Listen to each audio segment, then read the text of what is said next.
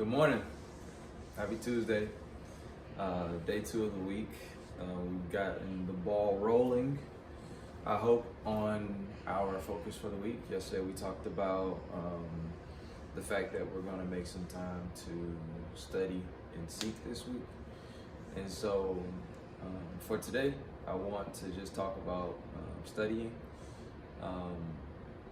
I know we all understand what studying is, but I'm going to kind of go back and just dive into that because studying is studying, but you can't use the word in the definition. And so what is studying? It's essentially reading, listening,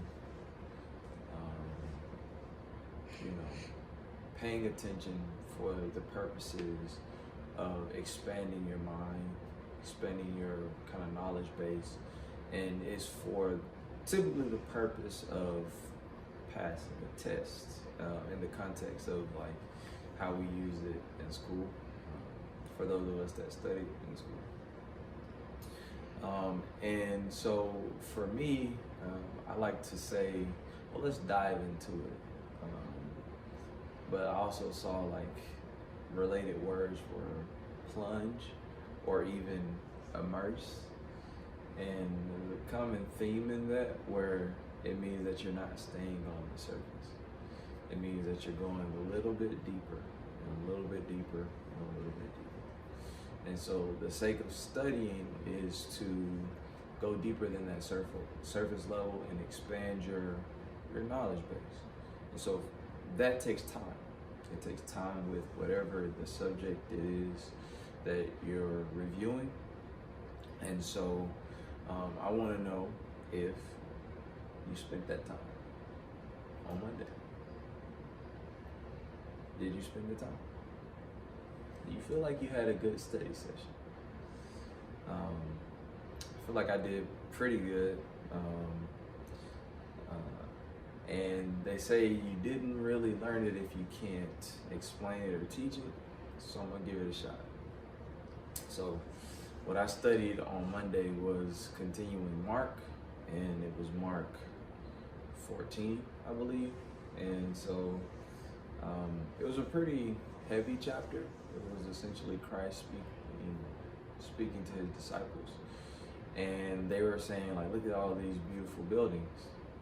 Christ was like, yeah, look at them. They're not going to be here. Everything you see is going to be destroyed. And it went on to say it's going to get so bad that there's going to be wars, rumors of wars, and essentially kingdoms are going to be going against each other. And brothers are going to be going against brothers. Fathers are going to go against their children. Children are going to be trying to get their parents murdered. Essentially, it's going to get extremely bad. And he went on to say that there's going to be a time that it gets so bad that it's going to be like woe unto the woman that has children.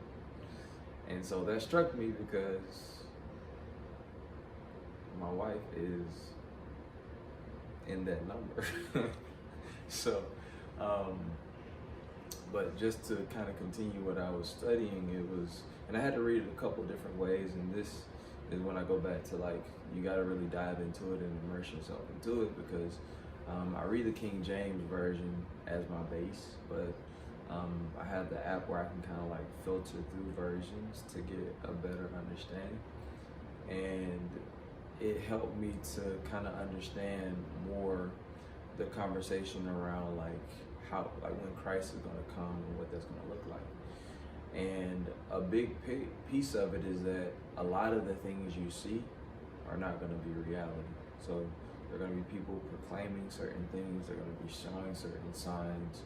You're going to be seeing things that even if you the elect, you can be fooled.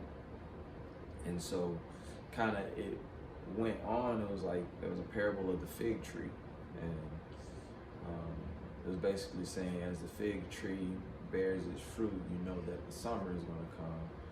It was basically saying, when you see these things happening, that's when you know when Christ is going to come. And so essentially, I think kind of to cap it all off, he was just like, you got to watch. And there was an additional kind of metaphor used there, or example, parable, essentially saying that you got to be like a watchman of a house when the owner leaves. If he tells you to watch my property, keep my property safe, you better be on your job, and not just for the sake of, you know, everything going well. You never know when your watchman may return. And so he was basically giving us that as we need to be ready. We need to watch. We need to be prepared. We need to know what's going on so that when we see the signs, we can act. So that was my attempt to kind of translate what I've been studying. And so my plan is just to continue that for going into today on this fine Tuesday. So I'll be in Mark 15. And so I just want to hear, what did you study and what do you plan to study? Let me know. Thanks for tuning in. Take care.